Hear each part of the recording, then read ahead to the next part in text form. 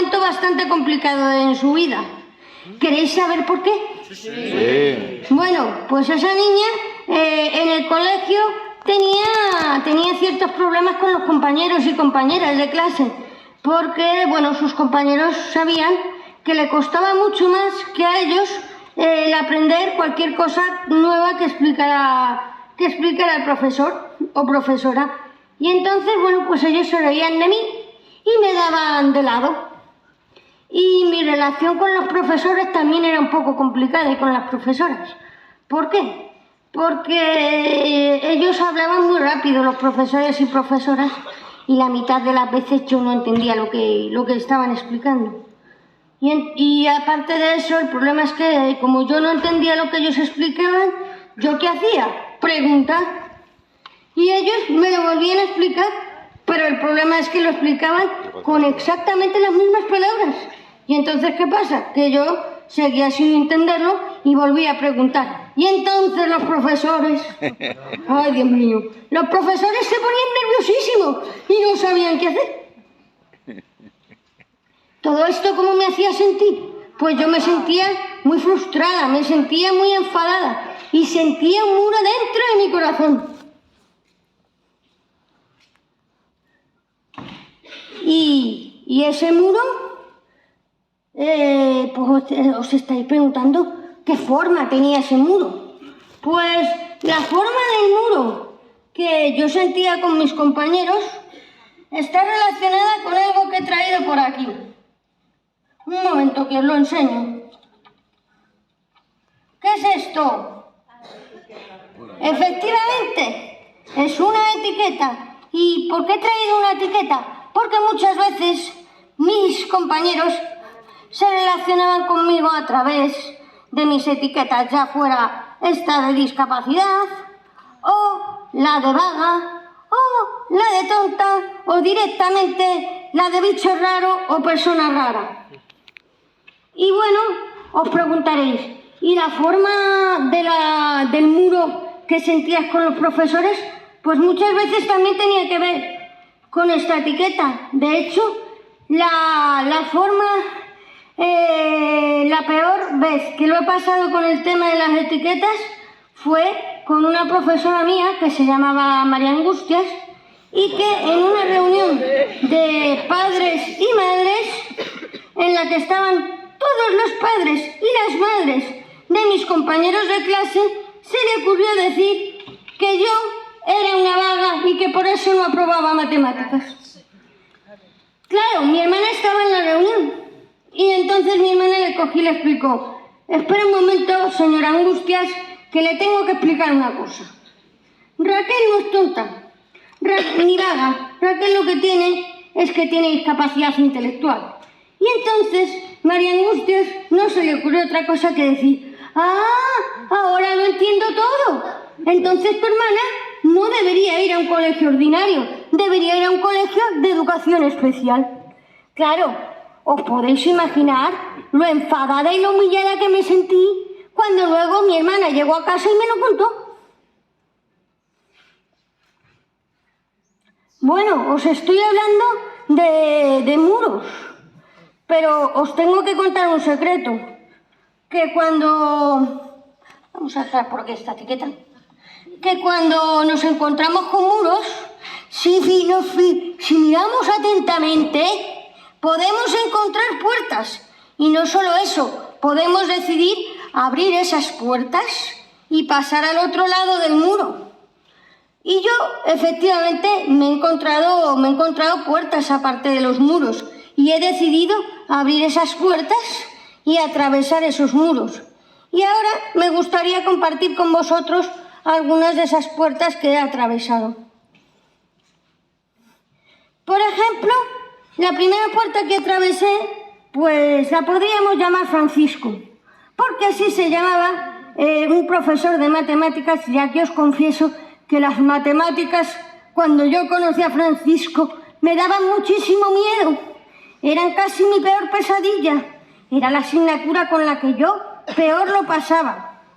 Pero es verdad que Francisco pues era un profesor muy paciente y con su forma de dar clase y de hacernos sentir a todos los compañeros y compañeras que estábamos en el aula, pues fue el primero que me hizo sentir a gusto y visible en clase, hasta el punto de que Francisco me hizo 2 regalos fundamentales.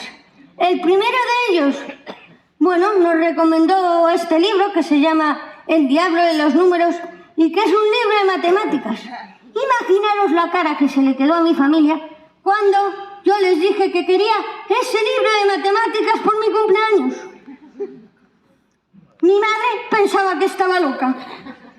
Y bueno, pues aparte de eso, Francisco me hizo un regalo todavía mejor, porque con Francisco descubrí mi vocación. Y os que estaréis preguntando, ¿y cuál es esa vocación? Pues esa vocación era ser profesora. Pero no una profesora cualquiera, cuidado. Una profesora como Francisco, que abra puertas. Es decir, que haga que todos sus alumnos y alumnas se sientan a gusto, valorados y visibles en clase. Y bueno, pues de aquí vamos a pasar a la siguiente puerta, que fue el momento en el que llegué al movimiento asociativo. Y llegué al movimiento asociativo porque yo ya estaba harta de estudiar y decidí ponerme a trabajar, porque estaba muy frustrada. Y entonces decidí ponerme a trabajar y me acerqué a una fundación que se llama Fundación a la Par y que forma parte de Plena Inclusión. Y bueno, en esta fundación, lo primero que noté y lo que me conquistó de esta fundación fue que por primera vez escuché hablar de 2 palabras sobre mí que nunca había oído hablar, de mis habilidades y de mis capacidades. Y aparte de eso, es que poco tiempo después de llegar a la fundación, me ayudaron a encontrar mi primer trabajo. Y allí en mi primer trabajo descubrí que es que cuando tienes los apoyos que necesitas, puedes hacer un trabajo igual de bueno que el que haría cualquier otra persona. Y de aquí pasaremos a la siguiente puerta, que fue un curso de formación de formadores en derechos que hice en el año 2011 y que lo gestionaba Plena Inclusión. Y bueno, os tengo que decir que este curso fue maravilloso. ¿Por qué? Porque fue la primera vez que hice un curso en el que todos los alumnos y alumnas teníamos discapacidad intelectual. Y esto me permitió conocer experiencias que yo no conocía. Por ejemplo, escuchar hablar por primera vez de la incapacitación.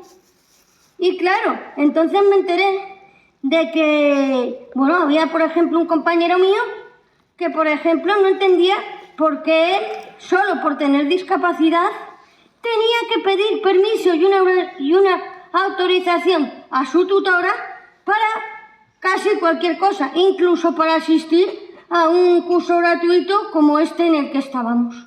Y la verdad, cuando yo escuché esto, yo me enfadé. Y además es que descubrí que los muros que yo había identificado en el sistema educativo no están solo en el sistema educativo, están por toda la sociedad, cuidado. Y entonces dije, lo que quiero no es transformar el sistema educativo, lo que quiero es transformar la sociedad de arriba abajo. Un poco tiempo después descubrí que esto lo que quiere decir es que descubrí la conciencia colectiva y el activismo. Y bueno, la siguiente puerta de la que os voy a hablar fueron las primeras oposiciones adaptadas para ordenanza. Cuando me hablaron de estas oposiciones en mi fundación, yo dije que no me iba a presentar y me negué tajantemente. No quería ir y fue mi madre la que me dijo, Raquel, piénsatelo, pruébalo y si resulta que está el material adaptado y que puedes estudiar y hacer los exámenes como cuando hiciste el curso de formación de formadores que estaba todo en lectura fácil. Y entonces pues decidí probar y hacerlo. Y efectivamente todo el material que vimos durante las oposiciones estaba adaptado. Y bueno, entonces hice el examen y ¿sabéis qué nota saqué? ¡Un 10!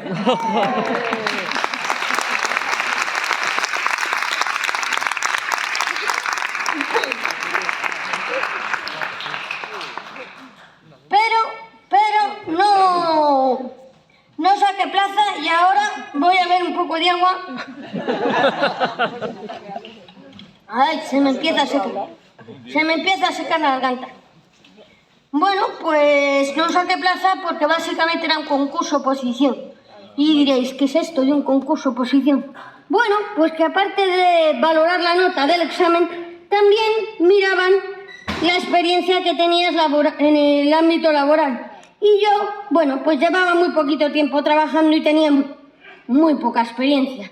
Pero voy a contar un secreto, que ahora, después de unos cuantos años, me alegro de no haberme sacado la plaza, porque la verdad es que el trabajo de ordenanza creo que sería mucho más aburrido que mi trabajo en el ZACO. Hombre, para empezar me habría perdido este maravilloso congreso.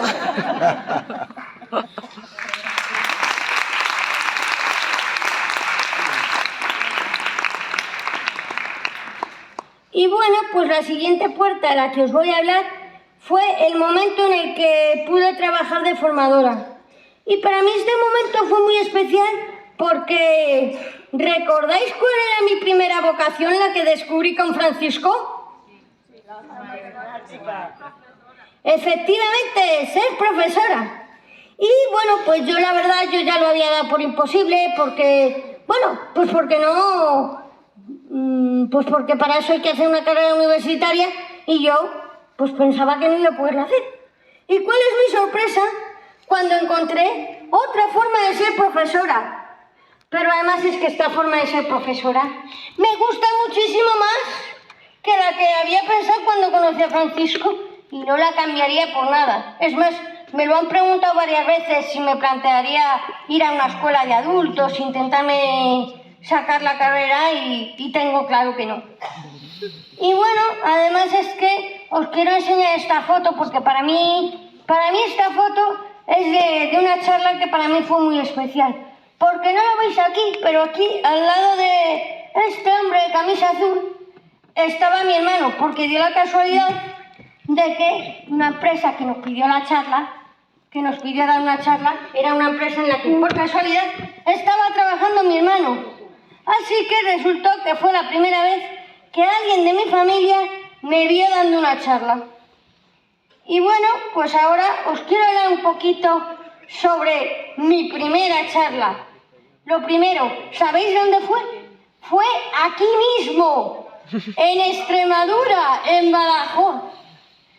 Y además es que fue muy curioso porque esta charla, 5 minutos antes de esta charla, resulta que me cogen y me dicen, oye, van a venir unos periodistas que son de la tele de Extremadura, de un canal que se llama Escúchame. Y bueno, pues aquí tenéis una foto de esa entrevista que me hicieron en la tele de Extremadura. Pero lo más curioso de todo es que ayer, 11 años después, me han vuelto a entrevistar los de la tele de Extremadura y el programa Escúchame. Así que la verdad es que pues me hace mucha ilusión. La sexta puerta de la que os voy a hablar es mi llegada a la Junta Directiva de Plena Inclusión. Y bueno, pues esta puerta la verdad me hizo mucha ilusión porque hasta ese momento pues no había personas con discapacidad en la Junta Directiva que llevaran nuestro punto de vista a los órganos de decisión. Así que para mí fue algo muy especial y lo disfruté mucho. Pero esto de la accesibilidad no va solo de nuestra historia personal, de las barreras de accesibilidad que nos hemos encontrado y cómo las hemos afrontado. No, esto también tiene una historia colectiva que es muy importante escuchar y por eso os quiero contar algunos de esos hitos de la historia colectiva. Porque además es que en la accesibilidad, igual que en cualquier otro derecho, si vamos cada uno por nuestro lado, no vamos a avanzar mucho. Tenemos que ir juntos y juntas y ir desde lo colectivo. Y bueno, pues aquí tenemos el ejemplo de una concentración que se hizo por el derecho al voto en el año 2018 Y bueno, pues gracias a esa concentración y a pero muchos actos de reivindicación anteriores, bueno, pues en el año 2018, 100.000 personas con discapacidad que hasta ese momento no podían votar, recuperaron el voto. El siguiente hito del que os quiero hablar es la Ley de Apoyos del año 2021. Con esta Ley de Apoyos surge la figura del facilitador judicial, que la verdad a mí me parece una figura fundamental, porque es la que va a permitir que cuando una persona con discapacidad tiene que ir a un juicio por el motivo que sea, pues sepa lo que está pasando y, bueno, pues esté menos perdido y sepa lo que tiene que hacer. Entonces me parece fundamental. Ay, perdón. El último hito del que os quiero hablar, que para mí también es muy especial, es el momento en el que la accesibilidad cognitiva pasa a ser ley. Y bueno, este hito me pareció muy importante y bueno, ocurrió el año pasado, en el 2022, y bueno, me parecía muy interesante por dos cosas. Lo primero, porque la accesibilidad cognitiva hasta entonces no estaba realmente escrita y realmente no estaba presente como tal en las leyes. Y en ese momento fue la primera vez que en una ley se escribieron las palabras accesibilidad cognitiva. Y me parece fundamental porque hay un problema, que es que lo que no se visibiliza y no se da a conocer, pues no se conoce, y entonces, claro, no se conocen las herramientas, no se conocen los apoyos y es todo mucho más complicado. Pero es que además de eso, gracias a esta ley, surgió el CEACOG y gracias a esta ley, hoy estoy aquí en este maravilloso congreso.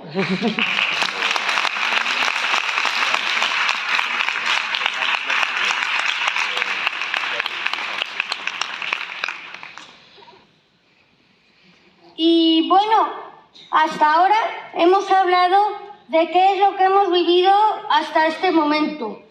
Pero, ¿qué pasa? Que ahora tenemos que ver el futuro. Y entonces, para eso, ¿qué os parece? ¿Qué os parece si le preguntamos a la Raquel del futuro? Que además me dicen por el pinganillo que es una mujer con mucha imaginación y además con mucha creatividad y muy interesante. Entonces, ¿queréis que le preguntemos a ver cómo ve la accesibilidad en 10 años? Sí. Bueno, pues vamos a preguntárselo. Pues en 10 años yo me imagino hospitales que están bien señalizados y en los que yo no me pierdo. También me imagino pues yendo a consulta médica y que el médico hable conmigo y no con mi acompañante. Y además yo pueda entender qué me está pasando y qué necesito hacer. También me imagino colegios en los que puedo estudiar con libros de textos que estén adaptados. Y además también hay exámenes que están adaptados. También me imagino haciendo compras por internet, porque el problema es que ahora mismo, cada vez que tengo que comprar algo por internet, ¡ay, Dios mío! Es algo súper complicado. Es que no entiendo las páginas web ni las aplicaciones de compra.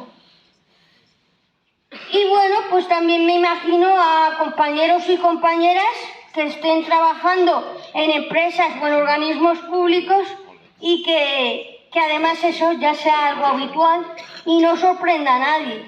Y no solo eso, sino que además cuenten con los apoyos que necesitan para poder desplegar todo su potencial.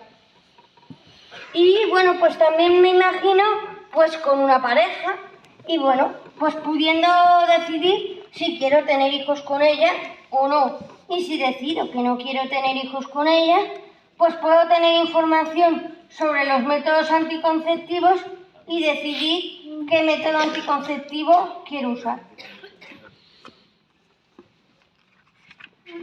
Estos sueños de los que hemos hablado son algo muy importante. ¿Por qué? Porque es que, como vimos ayer en la mesa de las personas, la accesibilidad cognitiva es necesaria para algunos colectivos, como por ejemplo el colectivo de migrantes y por ejemplo también el colectivo de personas con discapacidad. Pero es que además de ser necesario para estos y para otros colectivos, es que nos ayuda a todos y nos beneficia a todos. Y aquí os voy a poner un ejemplo de algo que me pasó en la junta directiva. En una de las primeras juntas directivas en las que participé, bueno, pues teníamos que aceptar las cuentas anuales. Y entonces, bueno, pues uno de mis compañeros, que de vez en cuando le gustaba hacer bromas, dijo una broma y básicamente lo que dijo fue que estaba muy contento de que yo me incorporase a la junta directiva porque las cuentas en lectura fácil las entendía y así iba a poder vigilar al tesorero.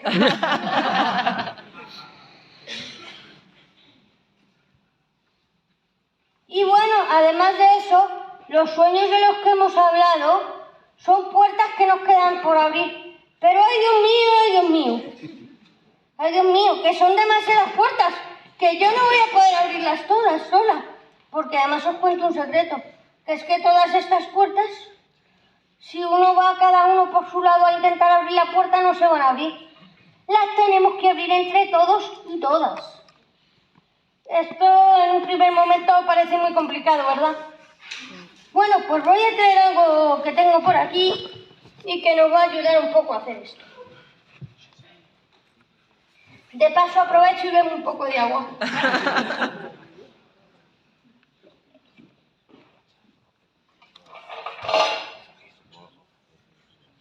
Bueno, aquí tengo las llaves.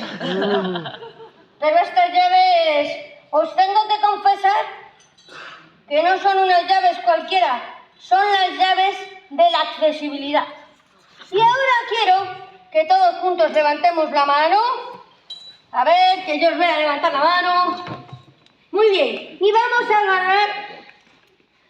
agarrar todos una llave imaginaria, como por ejemplo la llave de nuestra casa.